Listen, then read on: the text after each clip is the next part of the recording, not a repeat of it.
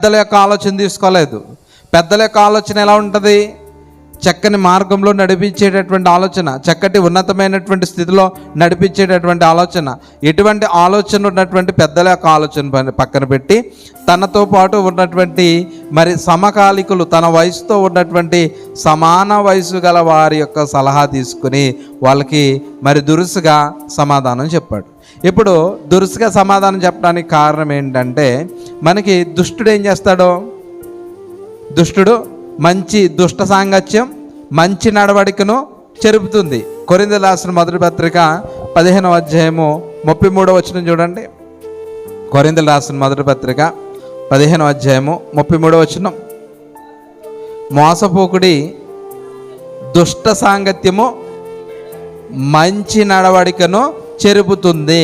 ఇక్కడ ఈ రెహబాము కూడా ఏం చేశాడనంటే దుష్టుల సాంగత్యం చేశాడు, తనకున్నటువంటి మంచి నడవడికను చెరిపేసుకున్నాడు. అలాగే సామెతల గ్రంథం 13వ అధ్యాయం 20వ వచనం.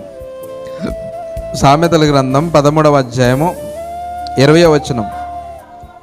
జ్ఞానుల సహవాసం చేయవాడు జ్ఞానము గలవాడు అవుతాడు.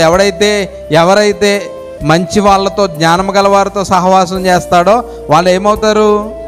జ్ఞానము గలవారు అవుతారు. మూర్ఖుల సహవాసం చేయవాడు చెడిపోవుడు. ఈరోజు సమాజం ఎలా ఉందో ఒకసారి ఆలోచన చేయండి.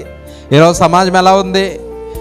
చెడ్డ వాళ్ళతో సహవాసం ఎక్కువ కలిగి ఉందా, మంచి వాళ్ళతో సహవాసం ఎక్కువ కలిగి ఉందా అని అంటే చెడ్డ వాళ్ళతోనే ఎక్కువ సహవాసం కలిగి ఉంది. ఇప్పుడు చెడ్డ వాళ్ళతో సహవాసం కలిగి ఉన్నాడు ఏం చేస్తాడు? సమాజానికి మంచి చేస్తాడా? సమాజానికి మేలు చేస్తాడా? మేలు చేస్తాడా అని అంటే మేలు చేయటం కాదు కదా, వాడు చేసేటటువంటి మరి క్రూయల్ మైండ్తో ఉన్నటువంటి మంచి సాంగత్యాన్ని కూడా, నీ నడవడికను కూడా చెరిపేస్తారు. అందుకే మీ స్నేహం ఎవరితో చేయాలి? మంచి వాళ్ళతో చేయాలి. మంచి వాళ్ళంటే బాగా చదివేవాడితో స్నేహం చేస్తే మంచిగా ఎలా చదవాలో టిప్స్ చెప్తాడు. అదే చెడ్డ అలవాట్లతో ఉన్నటువంటి వాళ్ళతో స్నేహం చేస్తే ఎలా చెడిపోవాలో నేర్పిస్తారు. జ్ఞానులతో సహవాసం చేస్తే జ్ఞానుడు అవుతాడు. జ్ఞానం లేని వాడితో సహవాసం చేస్తే మరి జ్ఞానం లేకుండా పోతాడు. ఇక్కడ సొలొమోను కుమారుడు కూడా అటువంటి పరిస్థితుల్లో వెళ్ళిపోయాడు. మన స్నేహం ఎవరితో ఉండాలి? మరి మన స్నేహం ఎవరితో ఉండాలి? దావీదు ఎవరితో స్నేహం చేశాడో ఒకసారి చూద్దాం. కీర్తనల గ్రంథము 119వ కీర్తన 63వ వచనం. 119వ కీర్తన 63వ వచనం. దావీదు ఎవరితో స్నేహం చేశాడు? 119